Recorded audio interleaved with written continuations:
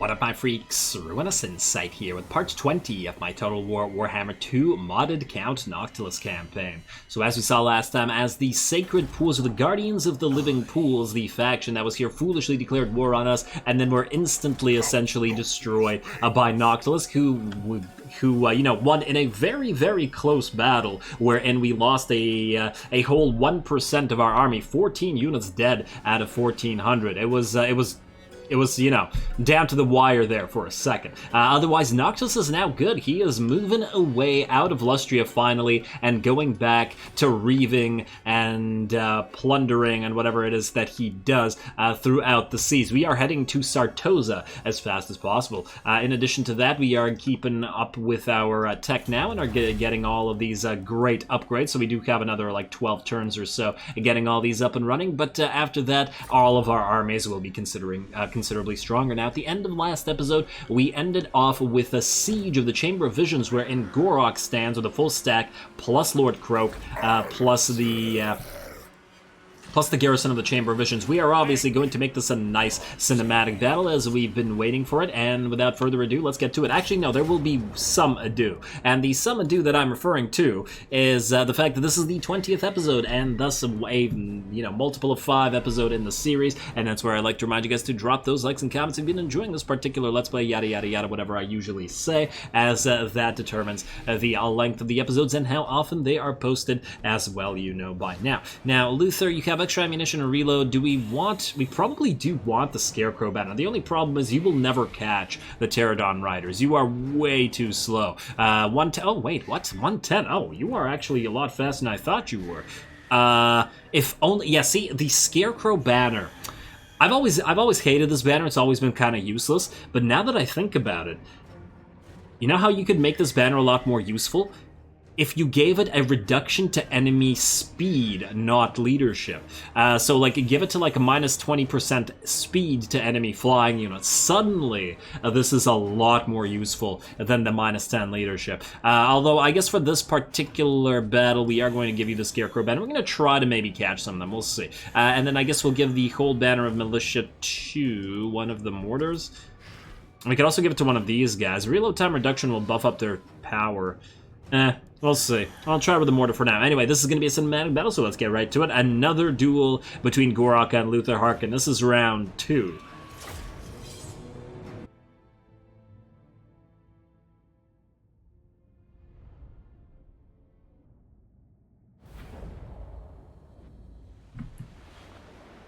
Alrighty, gotta admit I'm pretty excited about this one. Too bad we can't fight it by defending this bridge. Imagine them trying to cross this bridge while we had a gun line firing down into all this. Oh, man.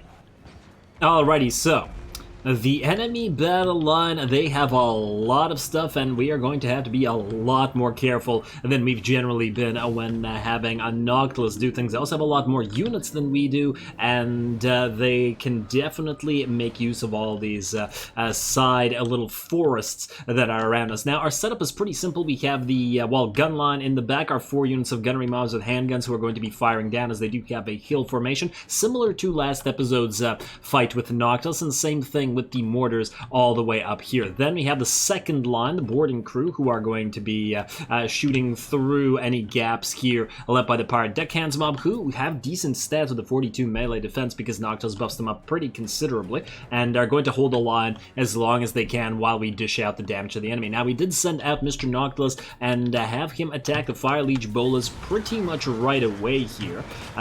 Just want to essentially make these guys, or damage these guys, but make sure that they advance later on, or, well, I mean, it's unlikely that we'll be able to actually kill them, so they will return, but we don't want them advancing with the rest of the main force after all, because they can be pretty scary and dish out a lot of damage to our poor zombos. I am a little bit surprised at how much damage they're able to dish out to Luther Harkon here, but I do believe he has some negative fire. Yeah, he's at minus 25 fire resistances there, or at least he was for a second. Maybe he used one of his abilities. But yeah, so no wonder that he was taking quite a bit of damage there. Really got to be careful. His melee defense is also quite low, but then again, these guys are... well, actually, their melee defense is actually pretty good, 42. I'm kind of surprised. He's only a single unit, though, so that's a part of why it's gonna be pretty tough. Anyway, Chameleon Skinks moving up and ahead of the enemy army, and they do have, 4 sets of Chameleon Skinks, so quite a bit, and they are certainly dishing out the damage to the Zombie Pirate Deckhand's Bomb. Now, the Chameleon Skinks pretty bad in armor piercing, but these guys, they're a pretty damn decent target for them. They're slow, far too slow to catch them, 20 speed after being poisoned, and on top of that have basically no armor. So the Chameleon Skinks are really quite effective against this, and the Vampirate roster in general, or specifically all the various zombie units, the guns in particular, but obviously we're keeping them away from the guns because we don't want them interfering with that. Anyway, here comes the enemy army. Lord Croak should be around here. Where the heck is Lord Croak? We should see that Slan towering over the battlefield. Oh, he's right. I thought this was a building. Wow. I thought that it was one of these. Yeah, damn. That's a pretty damn big throne that Croaky has. Good job, buddy. You fooled me. Anyway, Gorok as well as a Saurus Scarvet are going to move up. We're going to try to focus them down at least a little bit with our gun line to try to make sure that he gets off the field as fast as possible. Obviously, that's going to be a little bit of a difficult time here. Doing some decent amounts of damage with our guns thus far. Looks like one enemy unit of Red-Crested Skinks has been destroyed already. There goes the Spirit Leech on Gorok. Oh, and he's going to turn and take some more damage from our gun line. However, he does use the Rock of Itza and the Shield of Eons to considerably buff himself. 185 armor plus 40% physical resistance on top of that. So good luck with that. 5 wards save, 90% physical resistance. Good luck dishing out any amount of damage to him there, man. Imagine if we, like Silostra, had our entire army dish out magical damage. This guy would already be dead, but like this, not really that much of an issue. Anyway, let's see. Loser Harkon has actually seen off one of the units of the Pterodon Riders, although I'm willing to bet that they'll come back. The other 2 are taking a little bit of damage, and oh, it looks like they're going to charge him, so that's fine. And there we go. At this point, it's just watching the gun line do work. And let's see, Gorok's nearly half HP. We just gotta wait for that Shield of Eons and that Rock of Itza to go down. All of our... Ooh, here comes a Deliverance of Itza. Is it Deliverance of Itza or Deliverer of Itza? You know, it's funny because I used the spell like 300,000 times in the Mazda Mundi campaign, and I still can't remember if it's Deliverance or Deliverer. I want to say Deliverance, but I'm kind of confused. Oh, wow, that's a lot of exploding zombie bits there. A ludicrously overpowered spell, you gotta admit. But very, very fun to use, especially as it doesn't hurt your own units, so you can blob the enemy up and then just drop it, and then, you know, have a great time. Now, over here, enemy Pterodon Riders, in addition to some Feral Cold Ones, are moving around the side here, and we do try to summon a unit of Zombie Pirate Deckhands Mob to sort of prevent them from attacking us here, but over on this side, a unit of Chameleon Stalkers has attacked our Zombie Pirate Gunnery Mob, moving through this forest as well, so the enemy units are doing fairly decently at making use of that. Now over here, it looks like the unit has been wiped out, but now the boarding crew are free to fire on both Gorok and his Saurus Scarvet, so they should be taking quite a bit of damage there. Hopefully we can make sure that they go away. Ooh, and I really like the color scheme of the Sentinels of Jeti. Like, look at that. The purple or on the lizards there looks very, very nice. Oh, I really like that. I've really been observing color schemes lately for the past couple of days worth of episodes. I'm not sure why or what's gotten into me, but yeah, I really like that. I really wish that you could create a custom color scheme for your own faction. Like pick your primary colors and your not so and your secondary colors and whatnot. Might be fun for customizing your stuff. But yeah, I get it that these are factions that exist, and thus they do have existing color schemes. So it does make sense. Just would be enjoyable. Anyway, so we get a purple Son of Zoreas going down here. We waited until the Zombie Pirate Deckhand Mob was almost destroyed, and then popped it right here on several units. 3 units, 2 Red-Crested Skinks, and 1 Saurus Warrior, trying to do as much damage to them as possible. The purple Son of Zoreas obviously had a ludicrously good spell, and I've been using it to great effect in in the Vampire Counts campaign, and I do believe it'll be quite effective here. Now, it looks like Gorok has actually gotten to our line of boarding crew who are surrounding him, together with the help of Charlotte, our Vampire Fleet Captain of Death, and we have now switched to firing our armor-piercing handgunner mobs that are in the background on Lord Croak. Obviously, Lord Croak is not going to be nearly as effective at defending against this sort of focus fire, and we should be able to bring him down fairly quick. One volley brings him down to less than half HP, and a second one should be able to take him out pretty quickly. Oh, and we can see Luther Harkon moving in the background to attack Gorok, rather, for the obvious purpose of, and you should be dead, Lord Croak. Couple more shots, I think. Oh, there we go. He's dead now, yes? He's floating up towards the sky. He's ascending to Lizard Heaven. Anyway, look at this. The enemy, for some reason, decided to have all of its Fire Leech Bolas go into melee. Not really something you generally want to do with Fire Leech Bolas.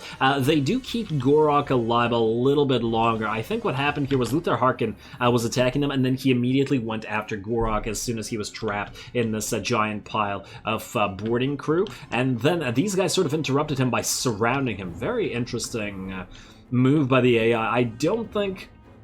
I don't think it was a particularly good move, as what they should have done is floated up right behind us here and started using their Fire Leech Bullets to attack all their zombie pirate guns. Although obviously these guys would be able to take them out pretty quick. The same thing goes for them here, though. They can keep shooting them, so this is not a particularly good position for them to be in. Now that said, while the AI is doing some dumb things here, I do gotta praise it for its use of the forests and actually flanking us and from both directions repeatedly. It is quite useful. There's some Feral Cold Ones who are probably going to get rid of the zombie pirate gunnery mob soon. We have this unit of Chameleon Stalkers that moved up and have been dishing out damage this entire time, and then that Cold One Spear Rider is moving around as well, so we do have to be really careful about watching that. Alrighty, keep firing on those flyers. I want them all dead.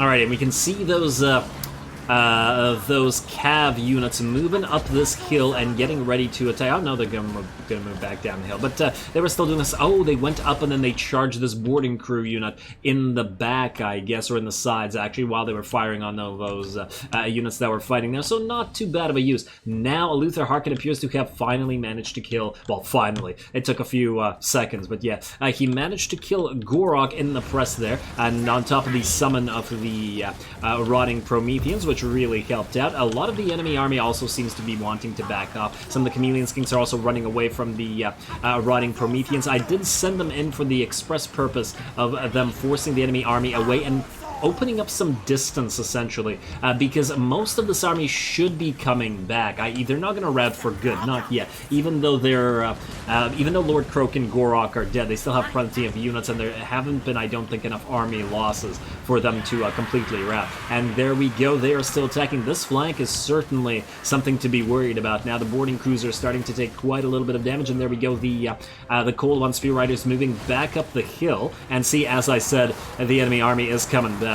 The Vampire Fleet Captains are still staying out front. Unfortunately, we're not getting too much value out of our boarding crew in the sense of their range damage right now, because they have too many of those Chameleon Skinks, and they're all resisting all that range damage. Over on the sides here, the enemy Feral Cold Ones have actually destroyed that summoned unit of Drowned Dead, and we are going to drop in Luther Harkon to try to kill them as much as we can. Pop that Terrorgeist Shriek as well, but they're actually, I'm kind of impressed with them here. They surrounded and did a lot of damage to Luther Harkon. I think he was at half HP after he was, or like 3/4 HP after he had finished up with Gorok, and these guys dropped him by another 25% very, very quickly. Now over here, this is exactly what I was talking about in praising the AI and actually properly using its cavalry.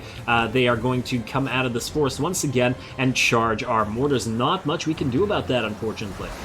Obviously, this is the Vampires, and this is just a regular mortar, so we don't really have to be super concerned about it.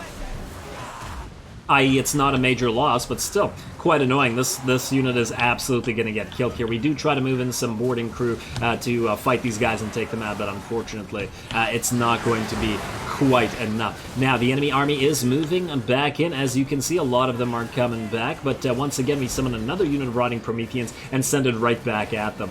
Force them to move away from us as we take out any extra units that remain, any Chameleon Stalkers or Saurus, essentially any and all units that are melee and that we can destroy. We can leave the Chameleon Skinks and stuff to later, especially as the army essentially splits like that. We can also see the Disintegrating Mortar in the background. The boarding crew are in here, but they're not dishing out nearly enough damage. I also even popped a Power Siphon on these guys, and it did immediately force them to become very tired, which was nice, but otherwise, they certainly, they did their job here, even if they couldn't take out the second mortar. Alrighty, repositioning our gun line as the enemy comes back in, but the battle is just about over. The balance of power has shifted in our favor, not quite at 75%, but I'd say 65 to 70. Luther Harkon's moving around on this flank, which is, you know, basically collapsed, unfortunately. At this point, we've lost all of our deckhands mobs, and it's just a matter of the zombie-powered gunnery mobs and the boarding crews, damaged as they are, holding the line. But there we go. I do believe that should be the chain route now. Enemy units are dropping, and they're all routing, and the battle is finally won, and it certainly was a close one. Pretty damn fun battle, you gotta admit. Luther Harkon's really been... He's really been bringing it with the fun battles. Obviously, this is a settlement battle, so we don't actually need to chase down or shoot any more of the enemies, as it is just straight up a win. Fortunately, I think the biggest detriment to the enemy army was the fact that Gorok decided to go for all skinks, and they have considerably... well, maybe not considerably, but they do have lower leadership than Saurus do, and thus they probably routed a little bit earlier than an all-Saurus army would have. The Saurus also would have rampaged and dished out a lot more damage if they had been able to swarm us, and with their shields, probably wouldn't have taken as much damage. Although, to be fair, the Chameleon Skinks also did absorb a considerable amount of range fire there. But still, good use of the cab by the AI, and a really fun battle. Really enjoyed that one. Well done to Gorok, as it might be the last time that he fights for this particular faction, unless he can come back up one more time, which we will see after a couple more settlement takes.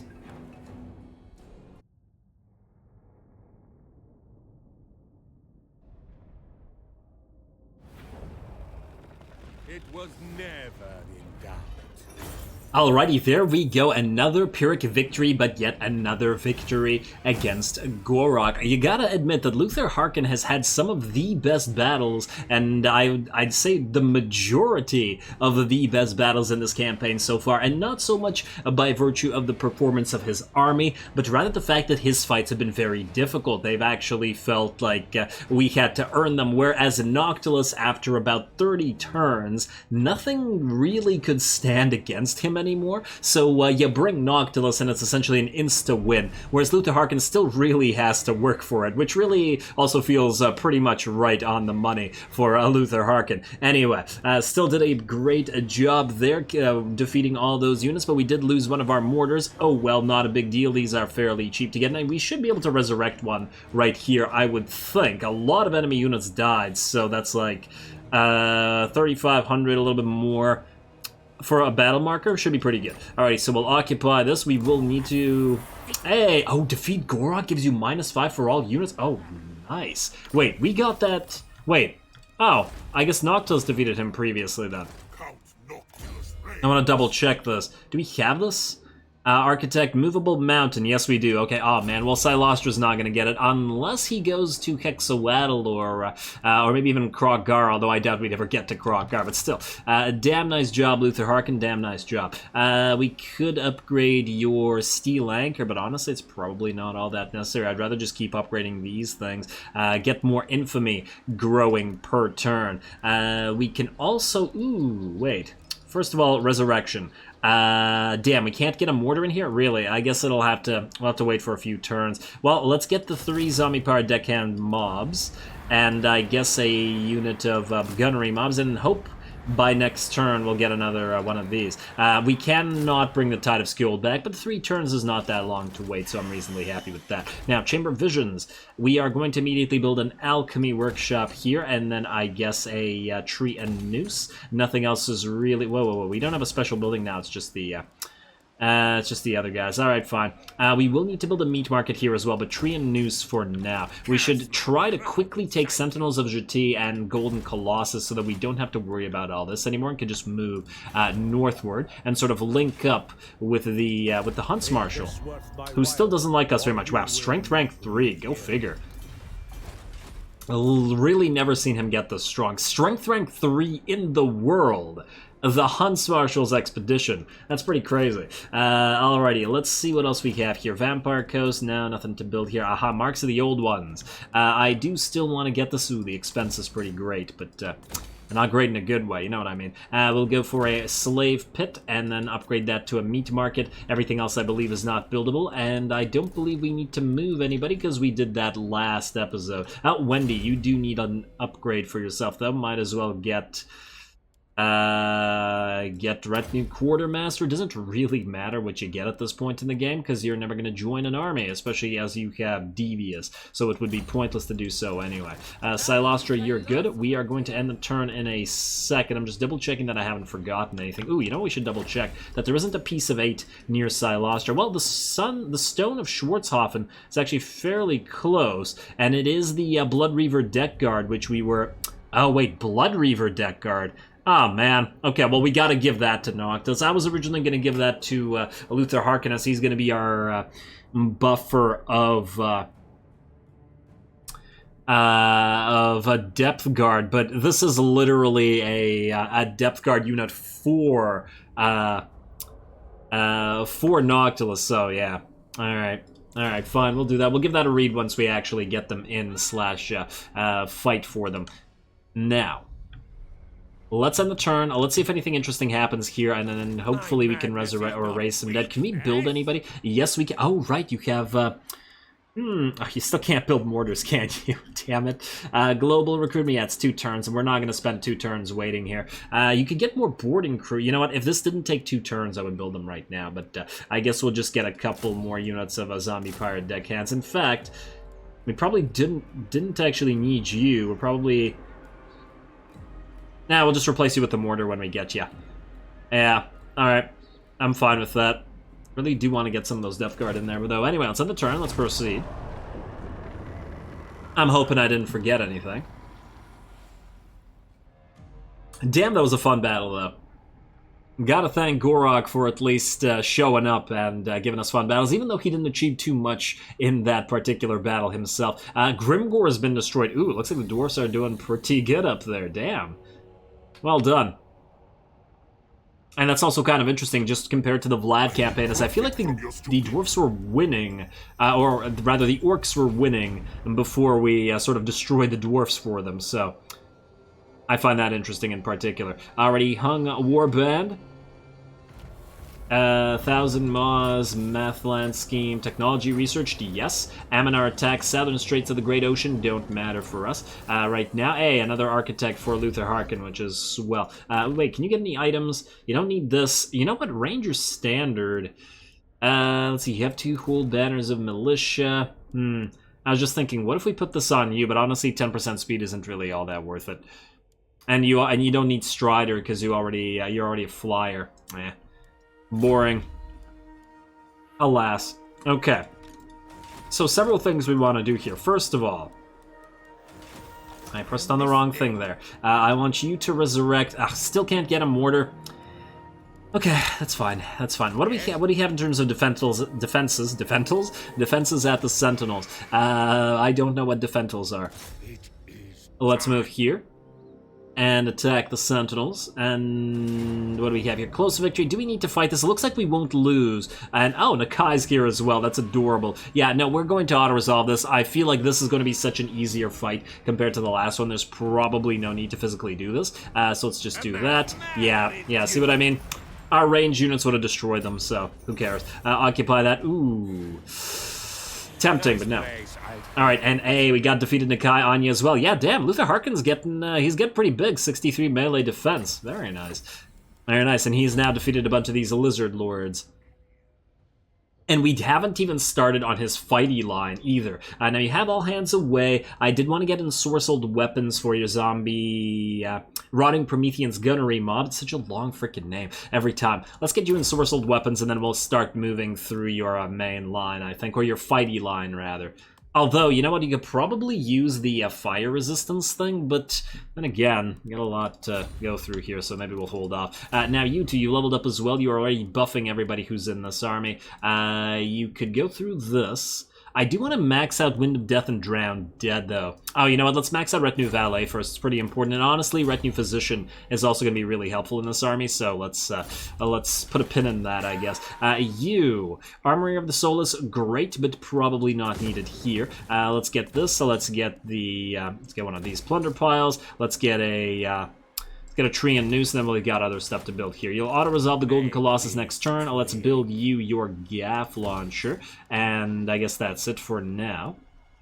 Although the sail and stuff would be useful, I don't think it's all that crazy useful anymore. Wow, look at how busy this area is. Damn. I wish you the best, Marathi, but we're not going to help you. Even though we could absolutely sail down here and take out some of these armies, we're busy. We got so many pirate coves to build. You, Silostra, you got... Oh, you got your ship's carpenter now. Beautiful. Can you move into the Mysterious Island, please? And I want to dig at the Shrine of Cain. It's going to take a turn, so it'll be a little bit of a waste, but whatever. This is free, so those who escaped favorable wins, more campaign range, but only 1,500 money. Almost not worth it. Anyway, go into flagship expansion, please, and let's see, we can build this for 5k. We can build the anchor and help you grow more. I mean, it is a fairly decent increase. Fine, we'll do that. We'll do that. Do we need this, or do we want to save the rest of this? I feel like we'd rather get the sail. Or the dart launcher. Or the cannons. Yeah, there's better stuff than this, even though it would give an increase in the Morngul Haunter capacity. I mean, with 3 Morngul Haunters, we're already sitting pretty, you know what I mean? Let's see, now you, Noctilus, move it out this way. You know where you're going. There's a Skull Island for you to auto-resolve that. And Wendy and Margaret. You also know where you're going. Actually, I don't... That's a lie. I have no idea where you're going. It's somewhere here, but it's not quite clear. Oh, wait, it's at... It's right here at the mouth of the Bay of Blades or something like that, isn't it? Let's just double check this. Treasure maps. So, the world is blighted with these monuments to fear, the sightless eyes and leering grin. Oh, no, it's at the skull. There's a skull here. It's right here, so this is where we're going. Which is also sort of at the mouth there. Alright. Enough for me. Let's go here. I hope it's on this side and not another skull somewhere on this side, because these skulls are bloody everywhere. This is Warhammer. It's all skulls. I'm pretty sure there's the ground under like 2 inches of soil. There's just nothing but skulls under there. Let's see. Anyway, what else do we have here? What do we get next? Raise dead cost. Honestly, we're not raising that much dead right now, to be perfectly honest. You know what? The casualty replenishment rate feels like a pretty good pickup right now. We could buff up the Mornguls, we could buff up the, well, gunnery mobs and stuff, all good, but, what's the next best upgrade? Upkeep for Necrofex Colossi, we do want that, but we don't need it right now. Oh, let's get the Powder Monkey. Let's get the Powder Monkey for Noctilus. Not that he really needs it once again, especially not right now, but, you know, why not? Time for you to move out again, and we'll check the riddles again. What's the closest one? Right here, it's, and do not look upon the sorrowful gods, and I still have no idea what this means. Somewhere here, I guess.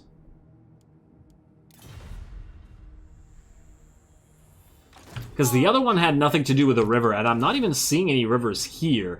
So what is it talking about? There is some water here, so perhaps it's here. I still have no idea. Alrighty, upgrades available. Settlement. Ooh, there's a settlement upgrade available. Where? Ooh, Itza itself, very much yes. Obvious upgrade is obvious. Axolotl, you are going to go for the meat market. Beautiful. And, well, keep the tree and noose for the upgrades. Galleon's Graveyard, you're good. Marks the old ones, get that meat market upgraded. Vampire Coast, you are good as well. I guess we could upgrade this, but I'd rather save the cash right now. How are we for time? Quickly running out. Let's keep going. One more in turn. Real quick, I hope I didn't forget anything, but who knows. Naggarond, you're quite strong. Ooh, Naggarot's been destroyed. Well done. That should help Marathi hold the line a little bit longer. We should probably also try to see if we can't declare trade. That's a thing. Get a trade agreement going with some of the other factions.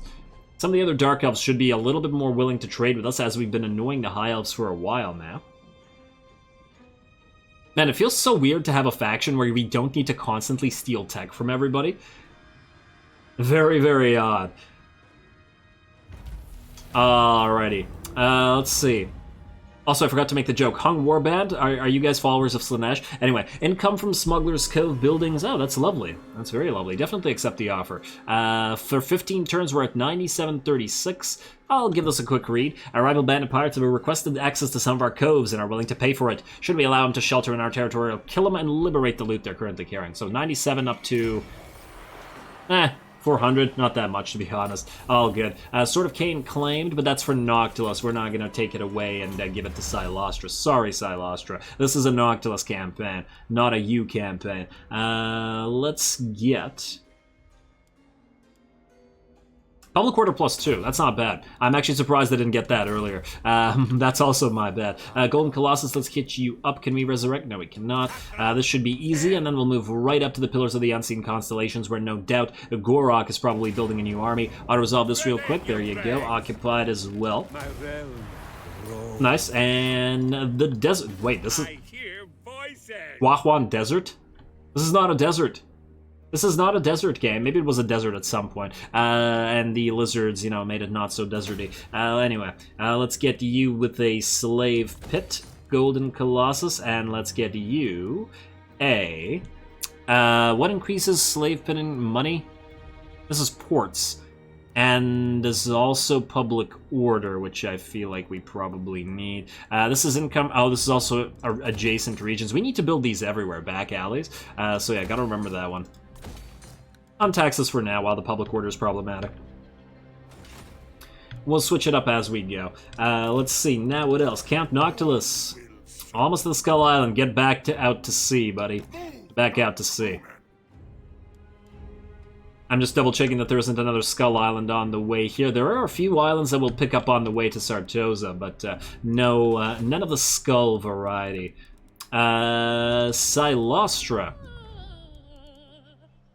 I know this is going to be kind of a waste of time. I'm going to have you land at the Shrine of Cain and dig, as I was saying earlier. We'll see if we can't get any more upgrades in your fleet as well. You're now at 6. I think we're waiting now. We can't. We are waiting till like 9 or something like that. Right? 8. Close enough. Close enough. Alrighty, Wendy and Margaret, you both know where you're going. Can you reach the skulls? Not quite yet, but you're almost there. Margaret, can you reach wherever the heck we're going? Also not yet. I feel like maybe we need a 3rd digger, but maybe 2 is fine. Hard to say. Hard to say what's more efficient, because they cost us like 500 per turn to keep. So it's quite expensive to have a lot of these guys running around. You're good. You are not good, Itza. Let's get you some buildings. Keep our coffers nice and heavy. Let's see. Definitely got to get one of these. Now, you need walls, do you not? Yes, you do. Let's get those walls. Regardless of the fact that you don't need them, I'm going to keep the walls in Oixel and in Itza, and any place that we really don't want to lose, regardless of the fact that they're in the middle of our territory. So that means all capitals, because who knows, when chaos comes around, they're going to be problematic regardless. Let's see, now Luther Harkon's good, and Noctis is good. I believe everybody's good, in fact. Alrighty, one more in turn, we're going to call it, because this episode is already starting to get to... Wow. Admiral's Mausoleum, you cost 10k now? Didn't you used to cost 4.5k? I guess the great power is really hurting us now. Oh well, all good. How close are you to reaching level 5? Not quite there, but you know. Ooh, wait. Recruit the following type of unit, Necrofex Colossus. I would like to do that, but... Okay, you know what? You know what? Silostra, next episode... Since we know exactly what we're doing, we're going to fight the Bordello Flabellum battle, which will unlock the Regiment of Renown Necrofex Colossus, which will thereby allow us to complete the next part of the Captain Roth's Moondial. So next episode is going to be a little bit quest-heavy, which I'm sure we will all enjoy. I do want to end the turn here just to see if anything interesting happens, but after that, we're going to call the episode. So let's just see.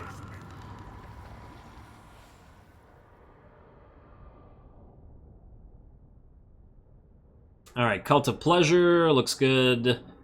Thousand Moths, nothing's happening. War declared, parts of Sartosa. Oh, look, they're fighting a bunch of elves. That's great. Are you doing that to try to appease us? You know Noctilus is coming from you. I'm sure that you can feel it in the sea there, Aranessa. Dragon Spine Privateers, right. I gotta remember that you guys are coming from... Oh, they're here. We can... You know what? What do we have here? I don't know, but it kind of frightens me. We're going to get a temporary lord here. Oh, should we get a legendary admiral? We can always delete them. Ah, no, we can't. No, we're just going to have to get a generic lord. I actually completely forgot about you guys. Oh, man, my bad. So what I want out of this is, I guess, a lore of vampires. Yes. Enemy leadership, enemy armies in region. Ooh, that's not bad. Firestarter, yeah, definitely you. Amelia the Stasher. You are a murderer, which is lovely. You're gonna go in here. You can't go in here. Oh, I didn't realize that. That's so annoying. I really don't like that. Now, we could keep you out here, which will draw out the garrison, but the defenses at the Galleon's graveyard are so strong that I'm not super worried about it. Yeah, you know what? Sorry, Amelia. You are going to be useful there. Ooh, I do want to see one thing, though. Do our generic lords do anything faction-wide that helps us? I don't think so. I was just wondering if there's any reason to get a bunch of you to power up the faction, essentially, but I don't believe there's anything you do that is indeed faction-wide, and therefore, you are going away and we'll have the Galleon's Graveyard defend itself. Alrighty, well, with that, I am going to call this episode here. Between the episodes, I'll be sure to spend some money and any items or anything. Well, no items, because this particular faction gets no items ever. Well, I'll take care of that, and then next turn, we will fight Silostra's quest, and if we have time, fight Firon Wavemaker out here as well. Noctilus definitely not going to catch up to you, because you were a little bit slow in getting here, but that's okay. All good. It's not like he's going to siege. I'm sure he'll die, and I hope he doesn't have some crazy army there. But I'm still reasonably confident in the ability of the Galleon's Graveyard to defend itself come what may, so stay tuned for some epic battles next time. So with that said, as always, I do appreciate any and all feedback with regards to the gameplay or the way I do things on this channel. Don't forget to leave a like and comment for your friendly neighborhood heretic. All glory to the algorithm. And thanks for watching. Voyage of the damned. There we go.